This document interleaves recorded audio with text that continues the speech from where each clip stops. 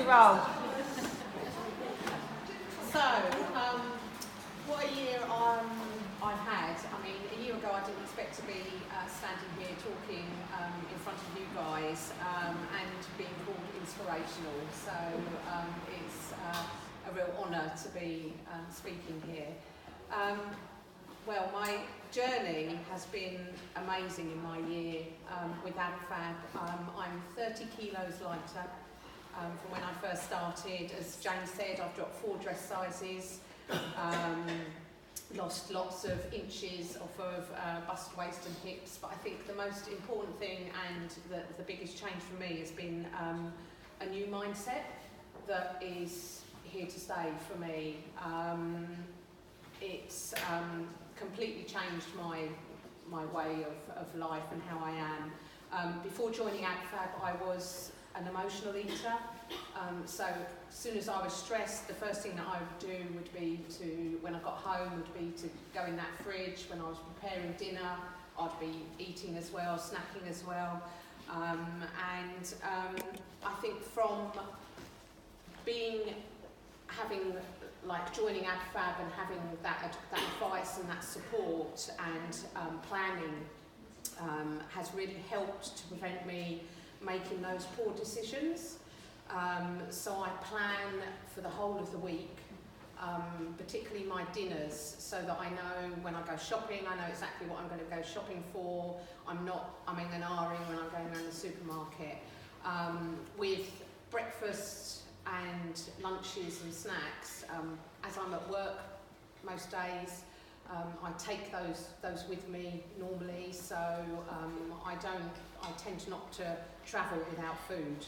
If I'm in the car, if I've got snacks, even at the weekend if I'm out and about, I will have snacks. And I think that's just been really key for me in making sure that I've got that food prep done. So I tend to, on my food prep, on a Sunday I'll be prepping for Monday, Tuesday.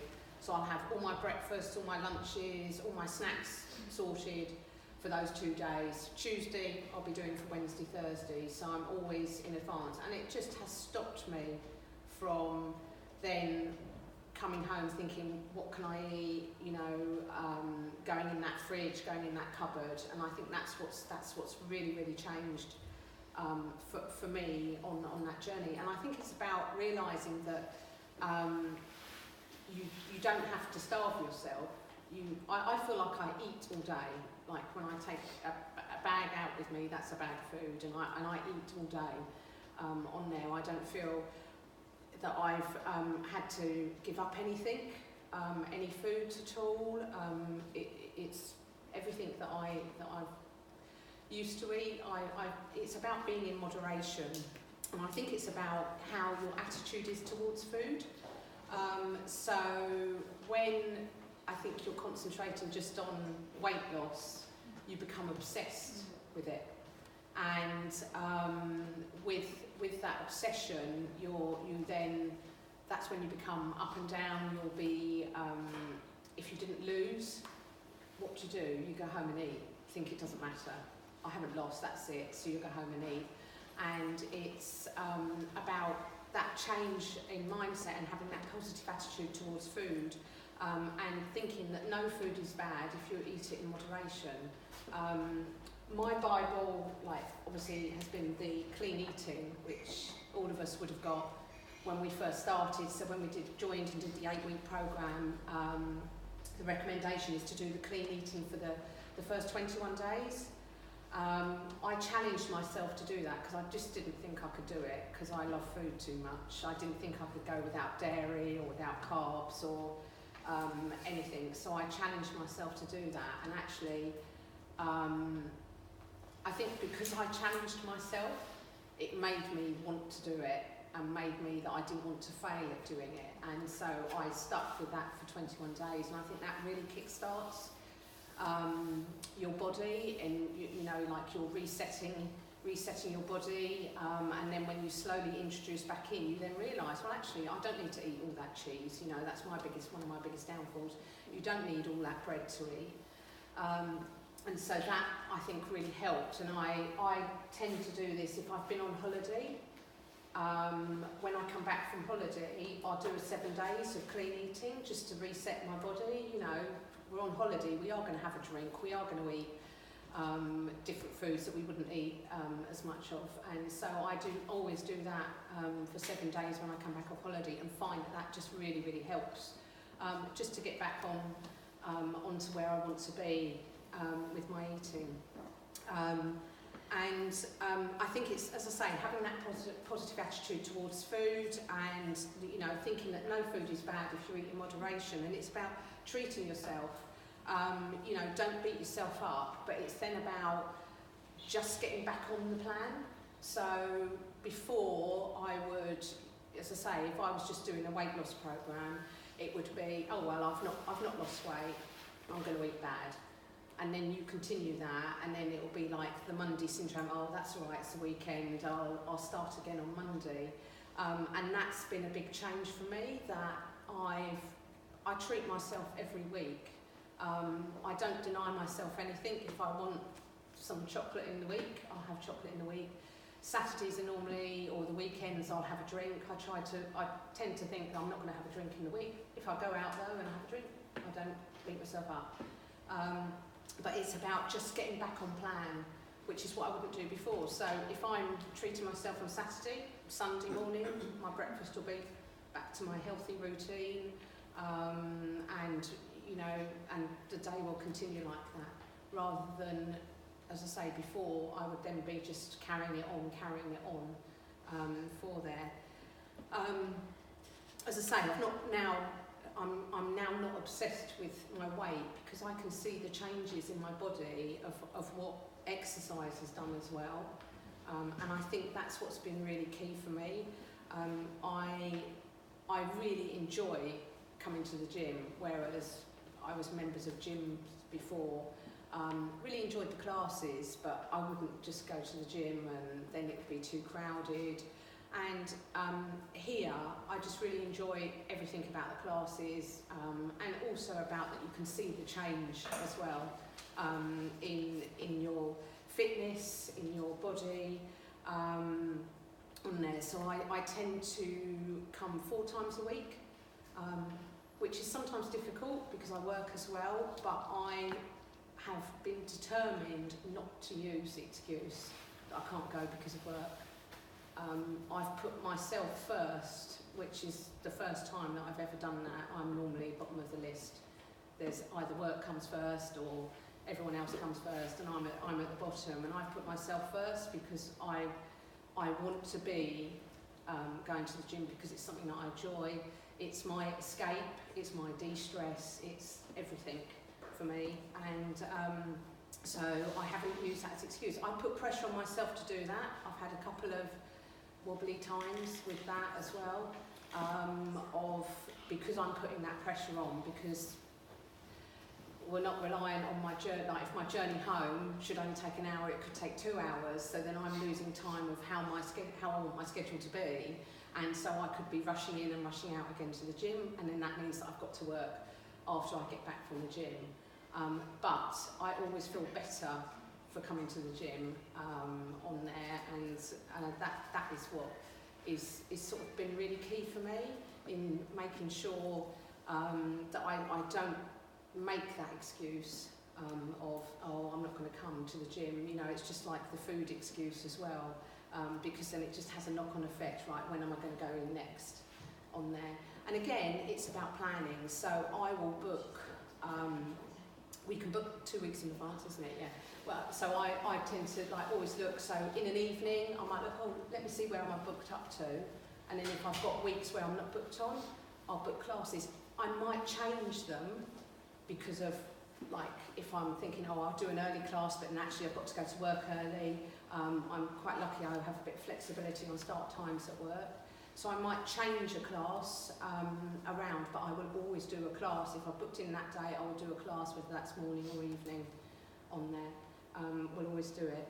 And it's, I think that the biggest thing for me, and I think like from Lucy's talk earlier, is it's about that mindset change, but also about challenging yourself and setting goals.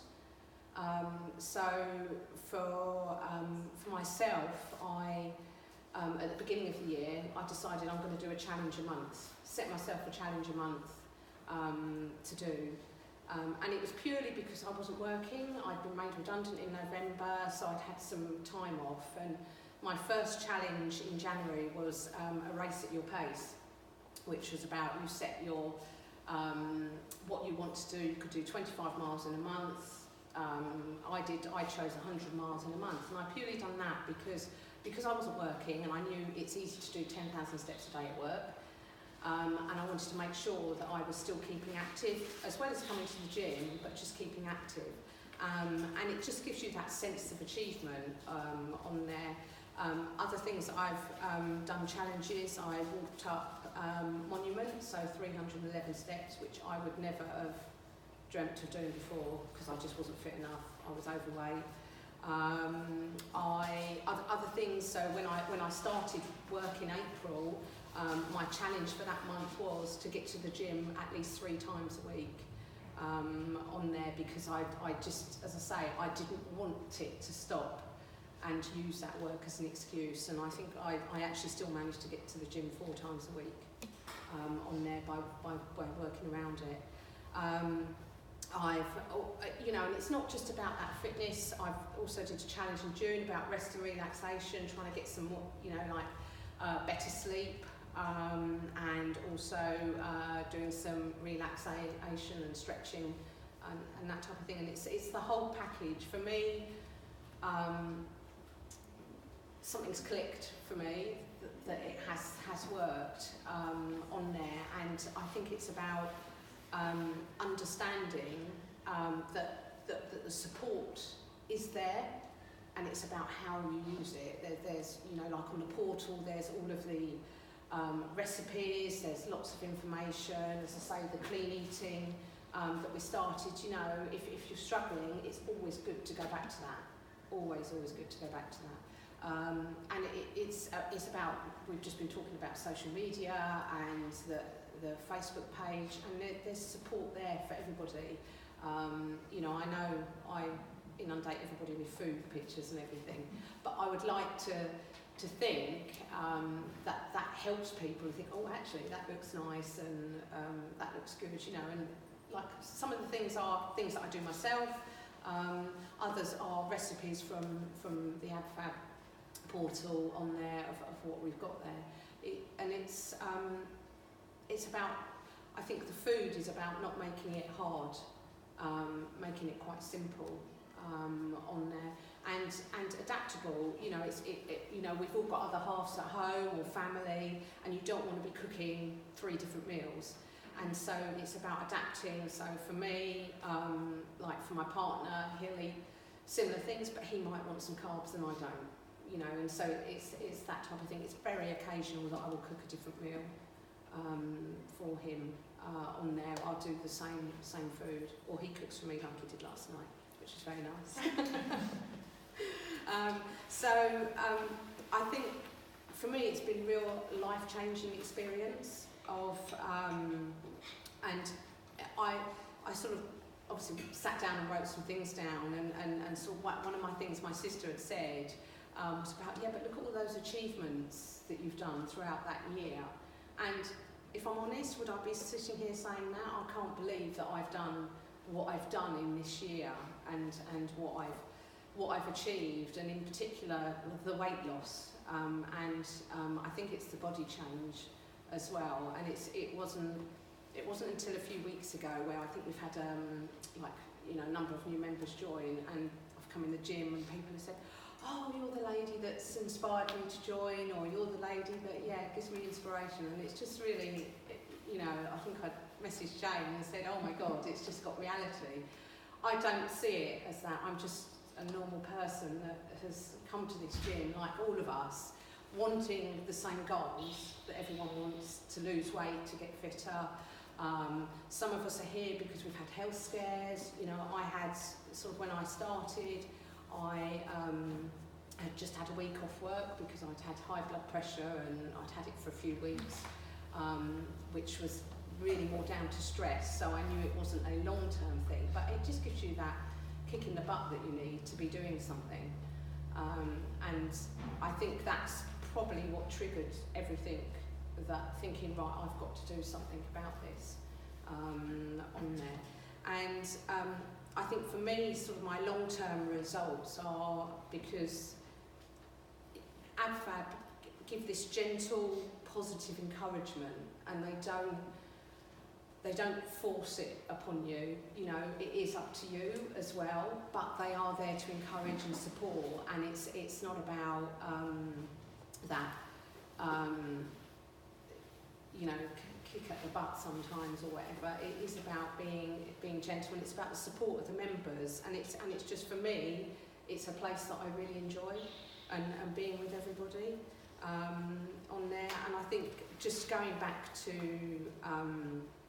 sort of Lucy and talking about goals, like, you know, I've actually written there, you know, I'd set myself goals, and only small goals, but, you know, about health and fitness and even personal goals as well on there. And it is about doing that and being more positive, feeling positive about yourself. And was I positive at the beginning about myself? No, I wasn't. Not at all. You know, I was this size 20, I was fat, I was unhealthy. When I first walked in the gym, did I think I could do any of what we do? No, I didn't. And I think it's, you know, quite daunting for new people when we first walk in and think, oh my God, but we've all been in that situation on there. And I think it's, you know, as I say, feeling positive about yourself and setting those goals as well, whether they're, you know, just small goals that get you to the next level, that just help that. And then just about changing habits. So changing habits will have that positive impact on your mental well-being. And as I say, I think probably that biggest habit that I've changed is I've actually put myself first. I know that's not always easy for everybody, and it's not easy for me, but it's what I've done, and I think that's really, really helped me in how I've changed on there, and how I've continued with my journey and been successful on it.